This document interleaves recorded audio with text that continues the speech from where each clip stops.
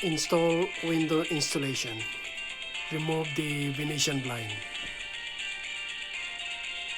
Install piece of wood on the top.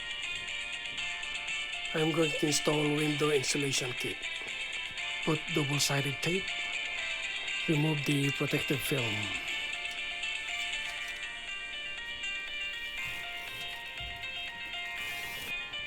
Install plastic film.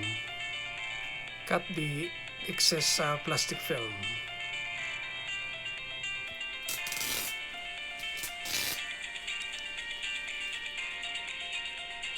Use a hairdryer to remove the wrinkles.